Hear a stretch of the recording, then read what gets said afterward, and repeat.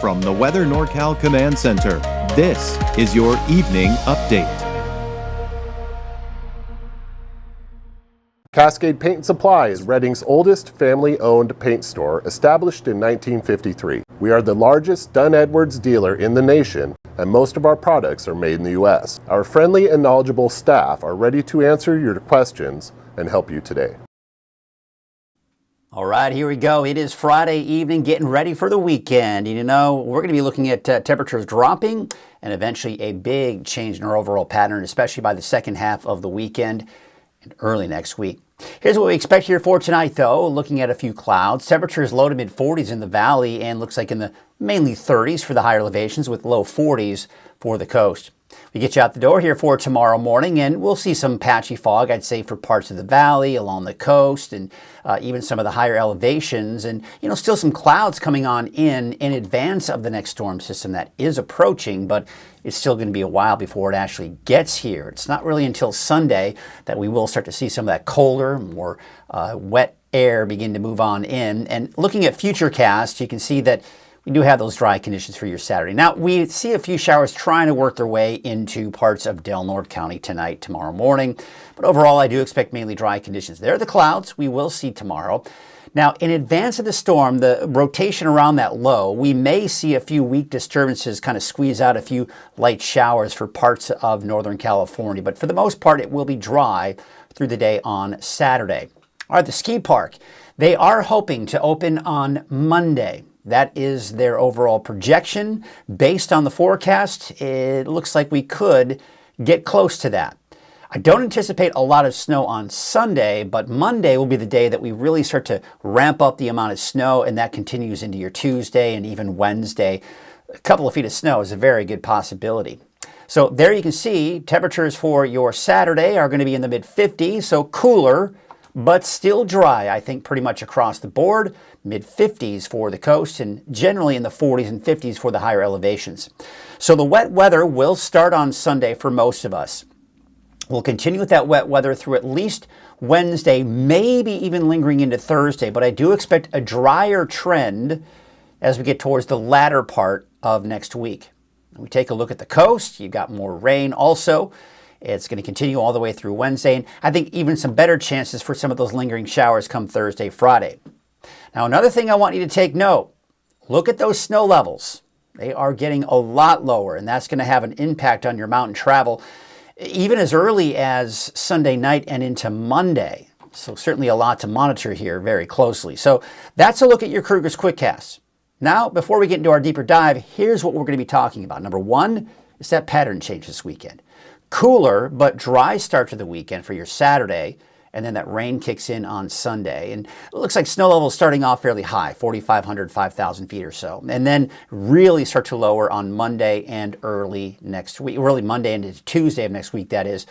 It's eventually dropping down to as low as 2,000 feet in some cases. So we're going to get into all of that because there is a lot to talk about, these big changes. Heavy rainfall, heavy snow, even some gusty winds, and the potential for thunderstorms. That's all in the Deeper Dive forecast, sponsored by Shasta Hearing Aids. Hearing loss can creep in little by little until one day you realize something's been missing. It's not about things being louder, it's about the moments that slip by. The joke you didn't quite catch, the quiet I love you, or the conversations with your kids that deserve the full attention. At Shasta Hearing Aids here in Reading, we believe hearing aid care should feel personal. Through compassionate care, a comprehensive hearing aid screening, and technology tailored to your lifestyle, we help you reconnect to what matters most. Schedule your free hearing aid evaluation today.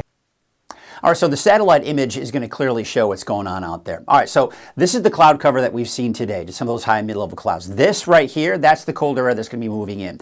Now, a couple of things to take note. You can see, of course, that spin of low pressure, really cold air. And what shows where that colder air is, see all those speckled clouds? That's typical for the winter season. It's that colder air, and that's just going to dive down to the south. Now, another thing that we have to watch is this ridge of high pressure that's been over us today.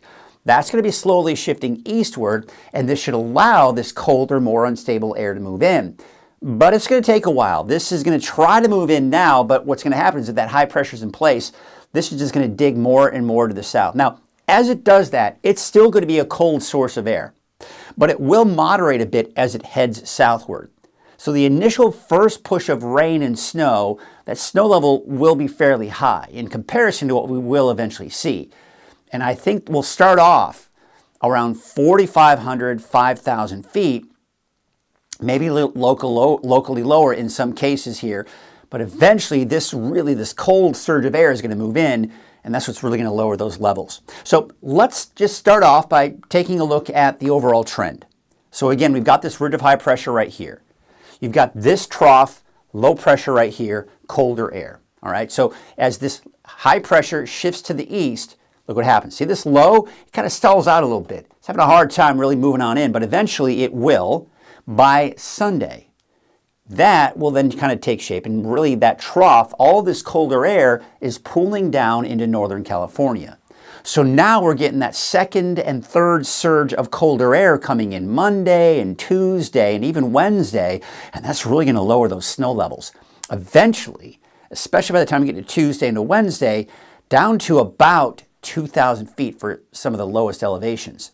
Then that scoots on out. Now, it looks like, it depends on which model you look at, but it looks like on Thursday, there may be another, what we call a clipper system, or a bit of a slider actually, and this may also bump up those winds a bit, but that could bring maybe a chance for a few showers in some spots here on Thursday. But high pressure is really going to start to build in, not very strong, but strong enough to dry us out, and we'll see a slight warming trend for your Friday into Saturday.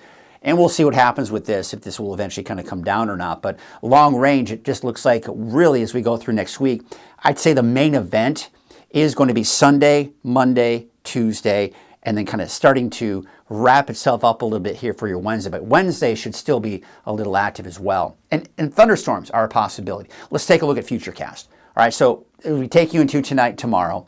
You can see the rain, see how it's trying to work its way into Del Norte County tonight, tomorrow morning.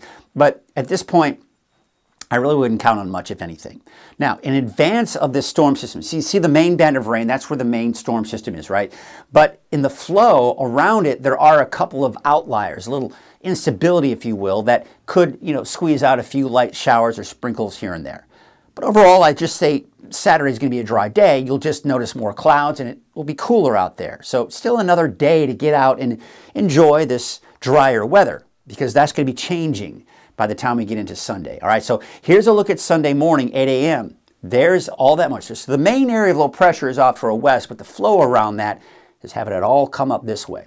So again, with that southerly surge of moisture, that's a little bit warmer, and that's going to keep those snow. Now again, there is some colder air in place, and that's why I do expect snow levels to be around 4,500 feet, give or take here and there, right? So we can see some pretty heavy bands of rain. There may even be a few lightning strikes embedded in there. Let's take you into midday. Right now it shifts eastward into the afternoon, heavier rainfall for the valley. Behind that, you'll notice a bit drier for the coast. We're not seeing as much rain at this point.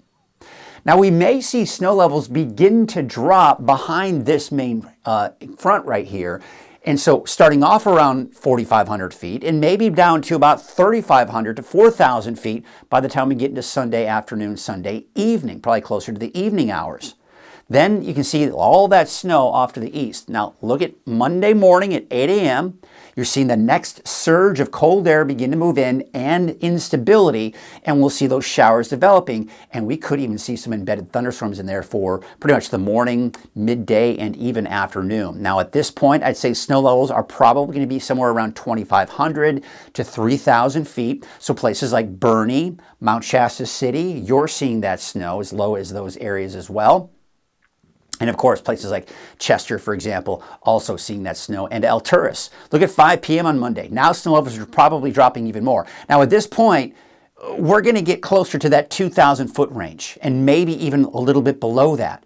Now this would mean places like Hayfork and Weaverville seeing the potential for some of that snow coming in Monday evening, Monday night, and then into Tuesday morning. There's Tuesday morning, 6 a.m. You got that snow. Look how close it's getting to the valley. Now, we're not going to see snow in the valley. I'm not anticipating that at this point.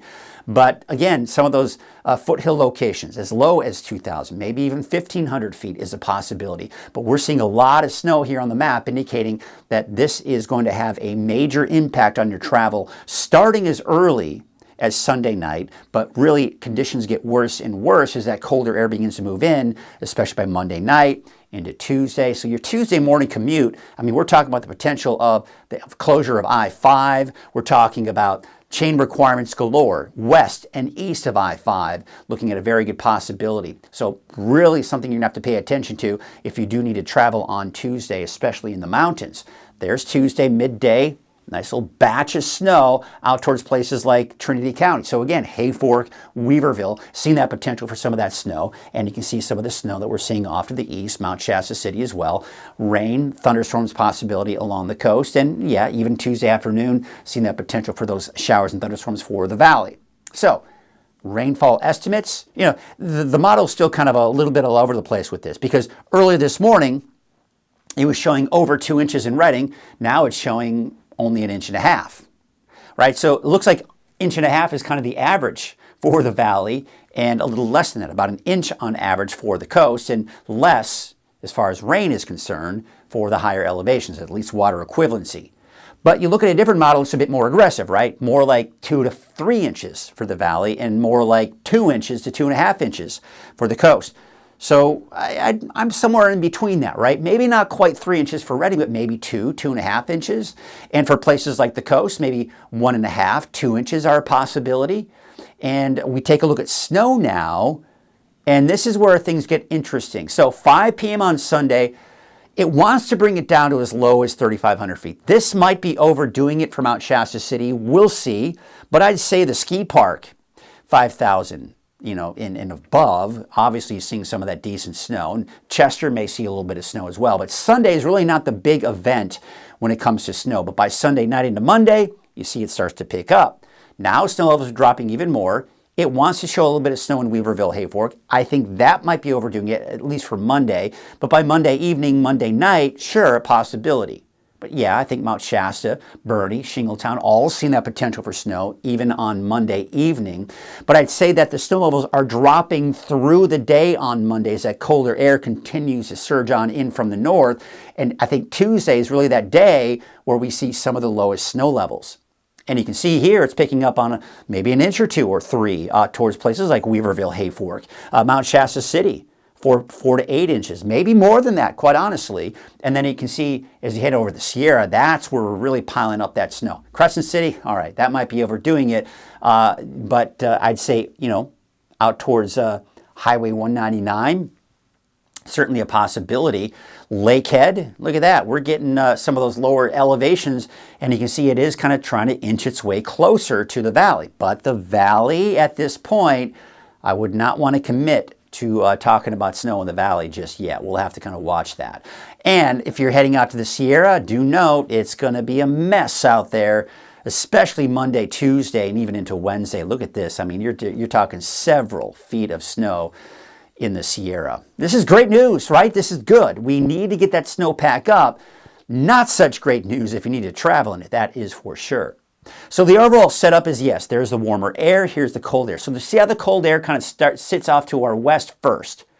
So the coldest air really isn't on top of us just yet. Yes, we have some of that colder air in place, but the core of colder air is still off to our west. This is why snow levels, as I mentioned, aren't going to be quite as low on Sunday, right? But then, there it is. See how it surges in. Now, we see that colder air move in, then another shot, reinforcing shot of that colder air moving in from the Gulf of Alaska come Tuesday. And that's when we expect some of the coldest air to be here, but it will probably linger on into your Wednesday. And maybe, as I mentioned, you can see that little bit of a disturbance right here coming in on Thursday. But by the end of the week, Friday, Saturday, we've got this weak ridge of high pressure building in, and we'll have to see what happens with this. Models are kind of suggesting that it may eventually come through us, others not so much. We'll see, but we've got to get through this early next week first, right? But look at these temperatures. I mean, mid-50s over the weekend, struggling to get out of the 40s by Monday, Tuesday, Wednesday, and then just kind of slowly ticking upward as we go into that next weekend. By the way, still have that beach hazard statement through early tomorrow morning, 4 a.m. It's that risk for sneaker waves.